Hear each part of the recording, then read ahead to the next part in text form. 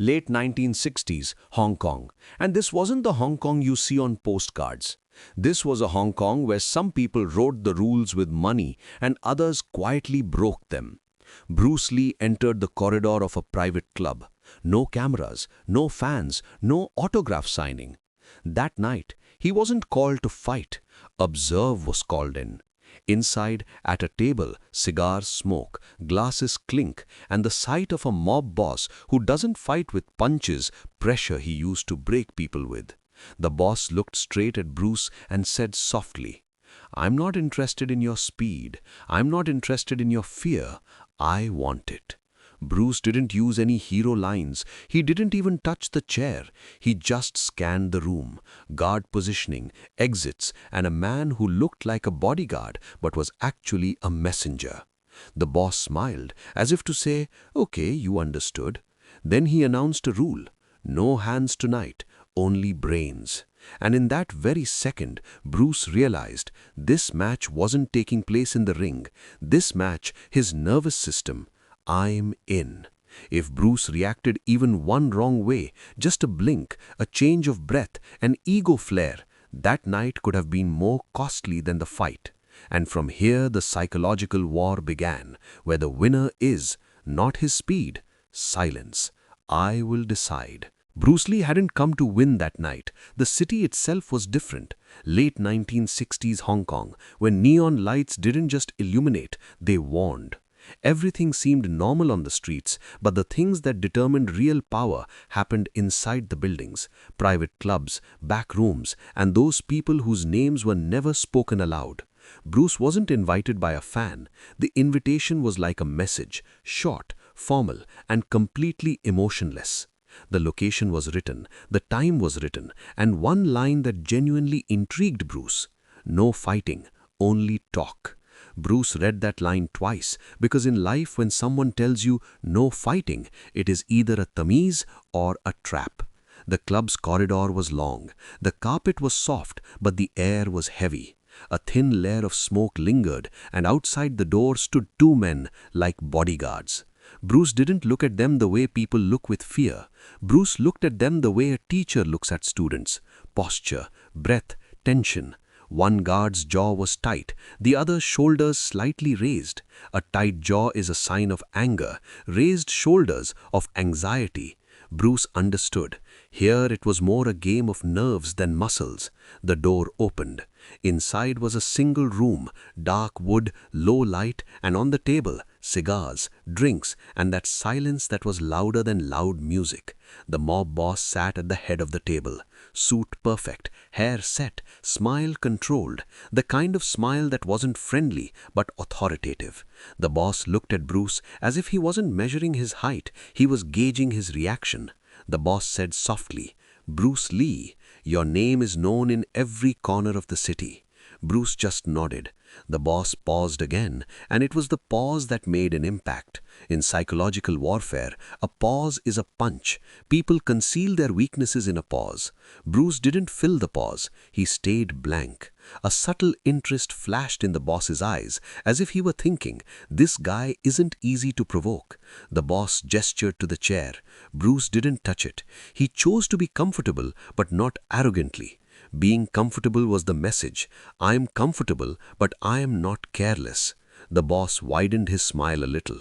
"Do you think I'll hurt you?" Bruce calmly replied, "If you want to hurt me, you don't need my hand." A few people in the room narrowed their eyes. Bruce didn't insult, but exposed his power. The boss didn't laugh. He simply turned his glass and said, "Smart. You didn't come here to be strong. You came here to understand." The boss announced a rule: "No hands tonight, only brains." Then he placed a small object on the table, a simple coin. "Look at this," the boss said. "What is this coin to you?" Bruce looked at the coin but didn't focus on it. He focused on the stillness of the boss's hand. "This is a test," Bruce said. The boss raised an eyebrow. "What test?" Bruce said, "You're seeing how quickly I answer and how much desperation there is in the answer." The boss didn't give a slow clap, just a small nod. "Do you know what I am looking at? I am looking at your fear." Bruce looked at the coin, then into his boss's eyes. You don't ask for fear. Fear comes naturally when you lose your balance. The boss suddenly shifted his tone from soft to sharper. Balance? The boss repeated. You fighters talk about balance. I knock people off balance with a single sentence. Bruce didn't offer a defensive smile. He simply slowed his breathing, so slow that no one in the room could feel it, but Bruce could feel it. Because Bruce knew this conversation wasn't a slog, it was a match for the nervous system. The boss's goal wasn't to make Bruce lose. The boss's goal was to make Bruce react. A blink, a tightening of the jaw, a stiffening of the shoulders, anything. Reactions are proof that you're human, and humans can be manipulated. The boss set another trap. You think you're fast, he said, but being fast here is useless. Your fans think you're a hero, but heroes don't survive here. Bruce scanned the room for the first time, just for a second. The boss noticed. What are you looking for? The boss asked. Bruce didn't give a direct answer. I'm wondering, Bruce said, why everyone here is so quiet. The boss smiled. Because they follow my rules, Bruce said calmly. No, they're hiding the noise inside them. The line cut through the room. Because Bruce did not directly challenge the boss, but exposed the boss's system, the system of fear. The boss leaned back in his chair and lowered his voice, the whisper that makes people lean in. Bruce, the boss said, if I don't let you out of here, what will you do? The air in the room froze. It wasn't a direct threat, but implied power. A normal person would have gotten angry or been brave or pleaded. Bruce did none of these three things. He uttered just one sentence. You can stop me, but you can't control me. The boss laughed, the first time. Control, the boss repeated, as if he had come to love the word. You talk about control, but do you know what the easiest way to control is? Uncertainty. Bruce nodded. That's why you're asking questions. The boss smiled. Good, you understand. Then the boss spun the coin. The coin kept spinning, the room silent. When the coin falls, the boss said, you will answer. Bruce looked at the coin, but his mind wasn't on the coin. His mind was on the boss. The boss was using the coin as a timer, a pressure meter. Bruce needed urgency in his mind before the coin fell, but Bruce didn't invite urgency. The coin fell. The boss said, speak. Bruce spoke calmly. You want to scare me. I won't scare you. I will give you clarity. The boss's eyes narrowed slightly. Clarity? Bruce said. You win here when the other person is confused. I'm not confused. The boss placed his hand on the table, and for the first time, a shadow of annoyance crept into his voice. Do you think you're above me? Bruce didn't answer immediately. Delay, but not fear delay, strategic silence. Then Bruce said, the game of ups and downs is yours. I don't enter that game. The line was simple, but dangerous for the boss, because the boss's power game is hierarchy. Bruce rejected hierarchy, without insulting, without shouting, just not entering. The boss's real game line fell into the room as if someone had turned off the lights, and yet everything became more vivid. The most dangerous part of psychological battle is that you never know where the next attack will come from. You let your guard down against a punch or a kick. It's difficult to let your guard down against mind games because your guard is yours, ego. It happens, and keeping your ego at bay exposes you. Bruce still chose not to sit on the chair. The boss noticed this and intentionally ignored it because the boss knew that if he forced it at this point, Bruce's control would become stronger. The boss wanted Bruce's reaction, not Bruce's control. The boss tapped a slow rhythm on the table with his fingers. Tap, tap, tap. The purpose of rhythm isn't to create music. The purpose of rhythm is to hijack your internal rhythm. When your brain starts following an external rhythm, you respond predictably. Bruce didn't follow the rhythm. He kept his breathing out of sync with the rhythm. The boss gave a subtle smirk, as if thinking, this guy has seen this trick too. Then the boss tilted his head toward a corner of the room.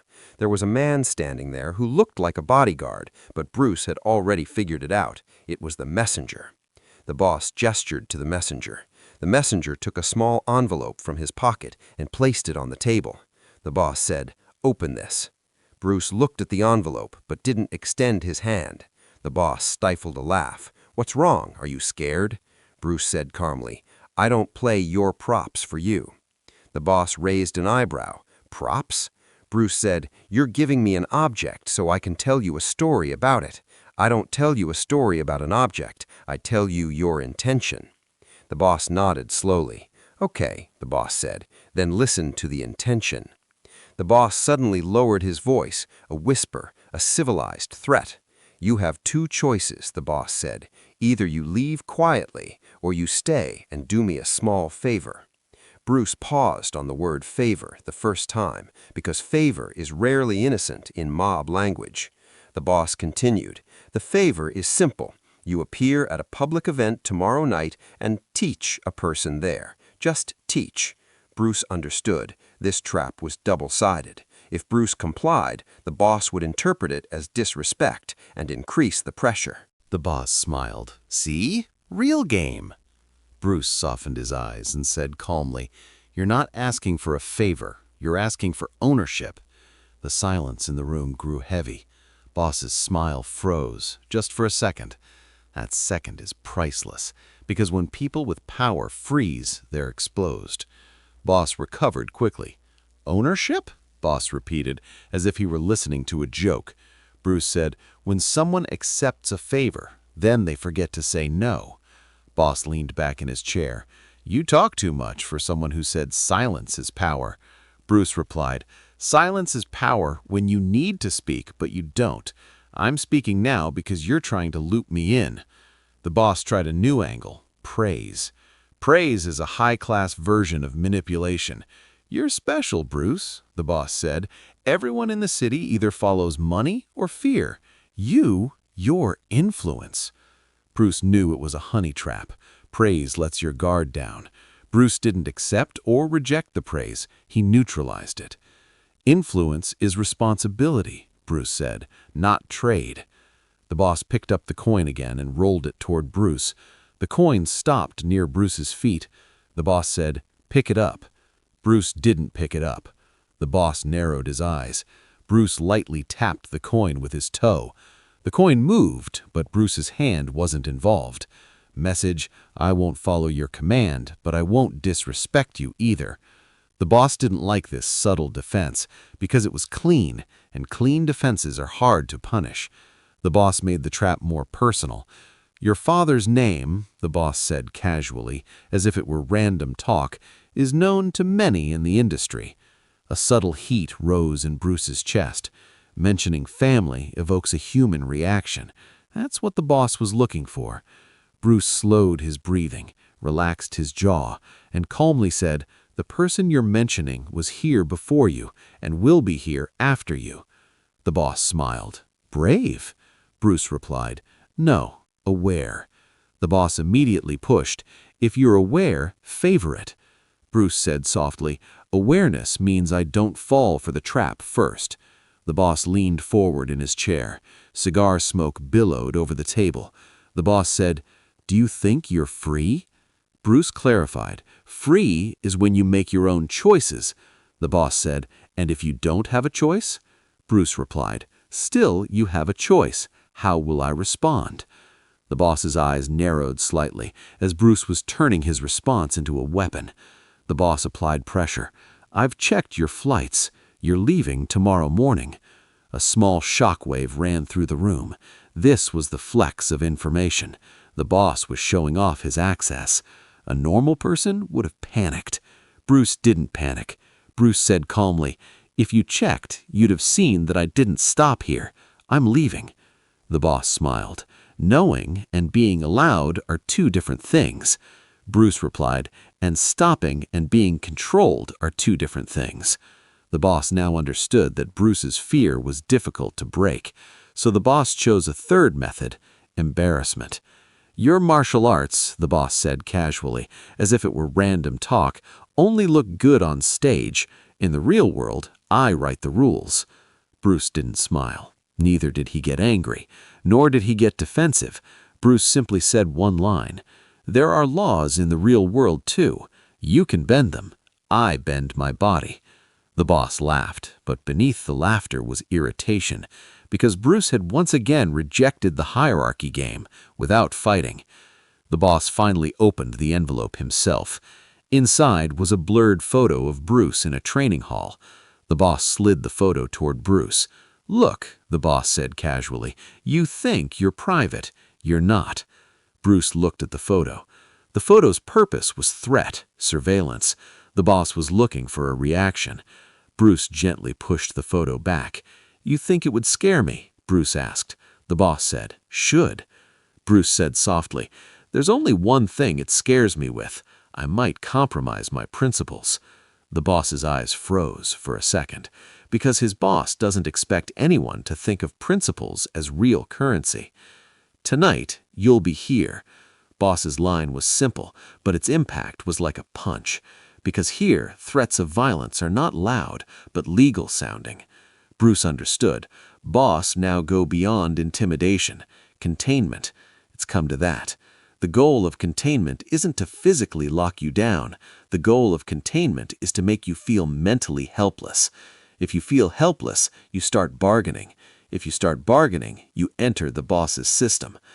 Bruce decided he wouldn't enter the system, no matter how long the night was. The boss raised his hand and gestured to the messenger huddled in the corner of the room. The messenger took a small step toward the door.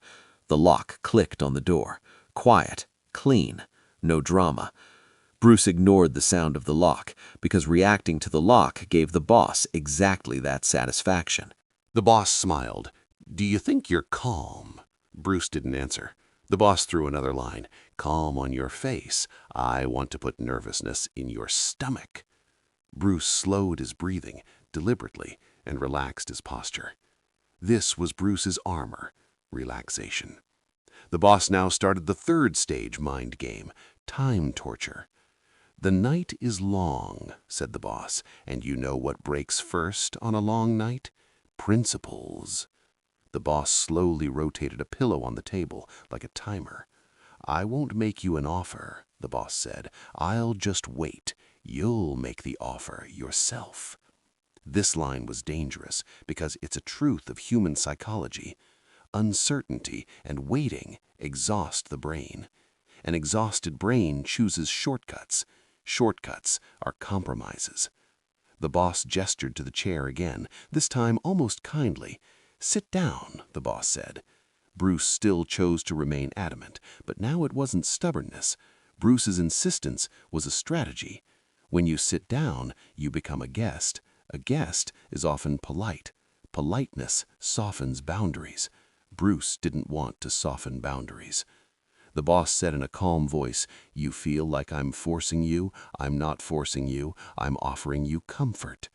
Bruce softly replied, "Comfort is sometimes a trap." The boss smiled. "Good, you're smart. That's why I want to keep you here." Then the boss used his most refined weapon, stories. "I hear a lot of stories about you," the boss said. "They say you're fast. They say you're fearless.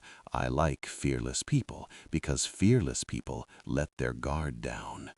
Bruce caught the boss's line. The boss was using fearlessness as a weakness. Bruce said calmly, "Fearless doesn't mean careless."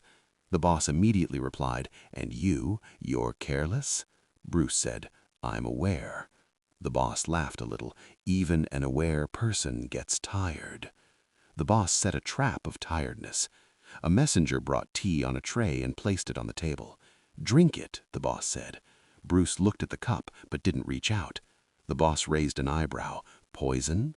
Bruce said calmly, "Poison isn't necessary when you're controlling the context." The boss grinned. He liked the line, because Bruce was finally acknowledging that the boss was trying to control. The boss said softly, "I'm not controlling, I'm arranging." Bruce replied, "Arrange also means control." The boss picked up the cup, took a sip, then put it back, a signal of safety. The boss asked. Bruce didn't touch the cup. "I won't do anything tonight that will make me ashamed of myself tomorrow," Bruce said. The boss narrowed his eyes. "Ashamed? You ashamed of yourself?" Bruce said calmly, "Yes, and that's why I'm free." The boss tightened his jaw for the first time. Because bosses don't understand people who are driven more by internal shame than external fear. The boss uses external fear. Bruce uses internal standards. Boss made the game more risky, misdirection by kindness. "It wasn't my plan to keep you here," the boss said. "I'm protecting you." Bruce finally looked the boss straight in the eye. "Protect from whom?" Bruce asked. The boss shrugged. "From the city. Your fans love you, but the city envies you." Bruce said calmly, "Protection becomes a cage when you decide to." The boss chuckled. "Cage? Do you even have an idea for a cage?" The boss suddenly pointed to the corner of the room. There was another door, half open. "Go there," the boss said. "Just look around and come back." Bruce thought for a second. It could be the door sitting there. Going to the door is driven by curiosity. Curiosity can become a trap, but avoiding it can also give the boss a victory. You got scared.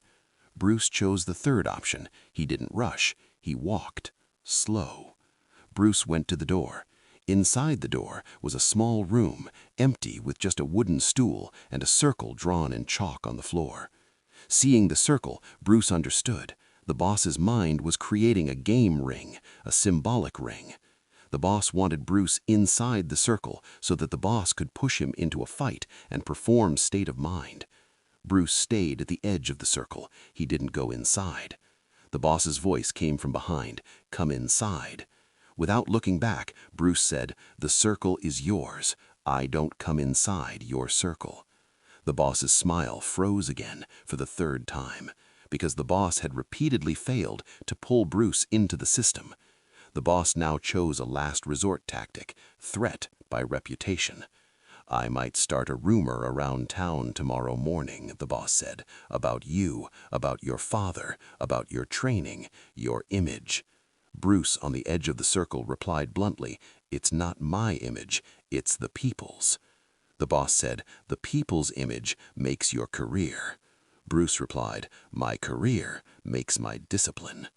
The boss hid his frustration, but even in hiding it, it leaked out. "You're too confident," the boss said. Bruce said calmly, "I'm not confident, I'm prepared." "Prepared," the boss caught the line. Prepared for what? The boss asked. Bruce turned away and slowly walked back into the room. "Prepared to stay calm," Bruce said. The boss laughed. "Calm as your weapon?" Bruce replied. "Calm is my shield, and I can see behind the shield." The boss suddenly threw the question that was the center of the entire game. "What are you looking at, Bruce?" Bruce looked at the table, coin, envelope, tea, ashtray, then at the boss's eyes. "I'm looking," Bruce said. "You don't want to break me. You want to own me, because you know you can't conquer me by force." The boss's eyes narrowed. "Not with force," the boss said slowly, sounding dry.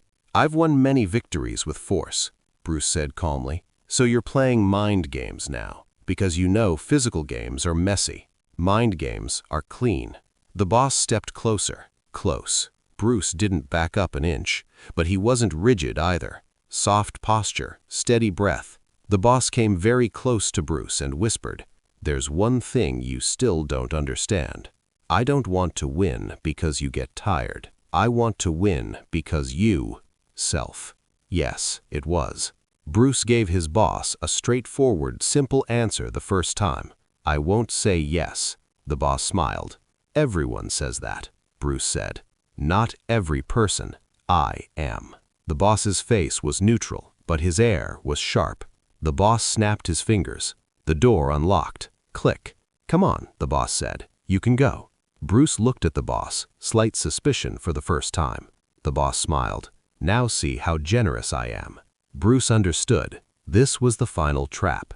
An offer of freedom so that Bruce would feel relief, so that Bruce would feel gratitude, so that Bruce would say thank you, and a thank you would establish a relationship. Bruce didn't show relief. He just nodded, neutral. Bruce Lee took a step toward the door, but his mind wasn't on the door. His mind patterned, but it was. The boss suddenly released him. Sudden kindness is often not just kindness. Sudden kindness is often the final hook. The boss didn't get Bruce's fear. The boss didn't get Bruce's anger. The boss didn't get Bruce's desperation. Now the boss needed something more valuable: gratitude. Because gratitude creates relationships. Relationships create access. Access opens the way to ownership. Bruce understood this chain, so he didn't allow relief to show on his face, nor did his shoulders drop, nor did his breath become shaky. He maintained the same calm because his calm was his shield. The door opened, the corridor returned. Carpet, smoke, and those two bodyguards who had been there before, but now Bruce saw them in a new way. Before, they were gatekeepers. Now, handlers. Yes, a handler's job isn't to physically stop you. A handler's job is to emotionally steer you. Bruce didn't acknowledge them, just took the line and started walking smoothly, neither rushed nor slow. A rushed person shows fear. A slow person shows arrogance. Bruce was at a neutral pace. There was an elevator at the end of the corridor. The elevator doors opened. A guard made a polite gesture. After you. Politeness is a trap.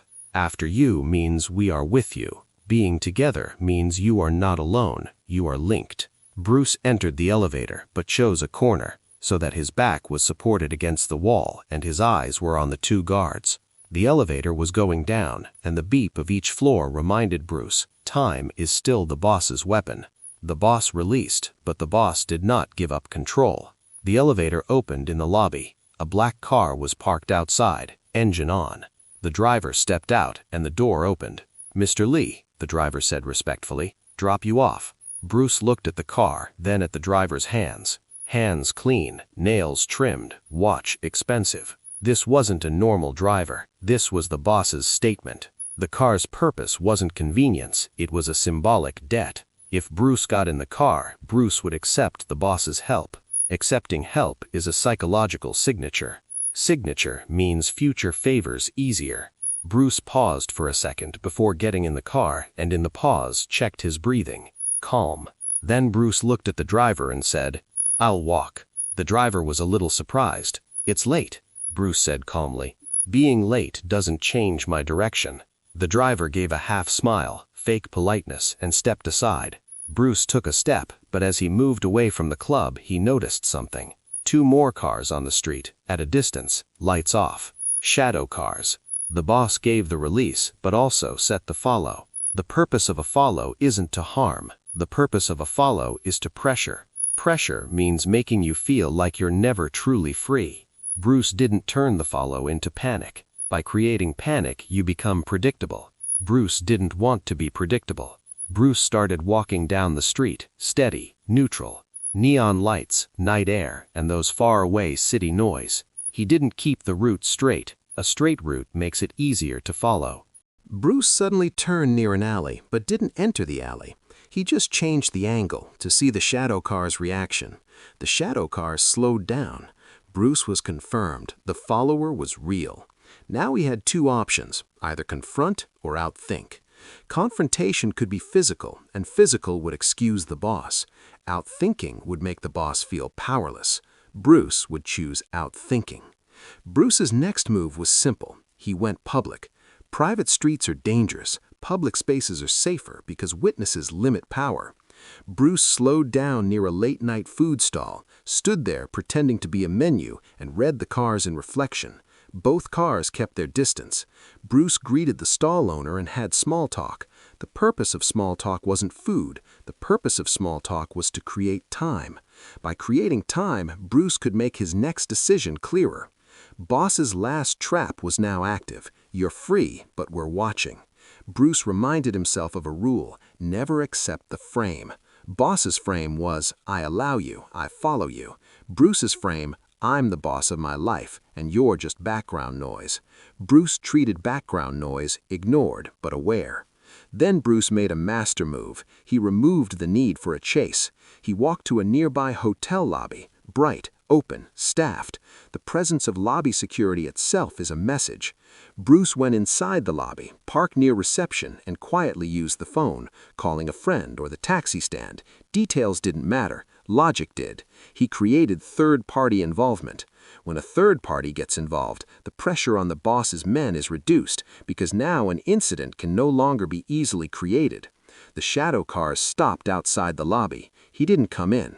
Boss's men also have boundaries set by witnesses. Bruce looked out through the lobby's glass wall and noticed a small thing. A man got out of a car and lit a cigarette, but the cigarette wasn't smoking. A signal. Signal to boss, target stationary. Bruce read this signal, and for the first time, an idea became clear in his mind. Boss's goal isn't harm. Boss's goal is marking, making you feel psychologically tagged. Bruce decided his final move was to send the boss back, without a phone call, without a threat, without an ego. Bruce left the lobby, but not directly onto the street. He stopped near the glass door and gave the man in the shadow car a second glance. No glare, no fear, just recognition. Recognition means I'm watching you. When the target is watching you, your invisibility advantage disappears. The man flicked the cigarette butt, micro-irritation. Bruce calmly shifted his eyes and stepped back into the lobby, as if the scene wasn't important to him.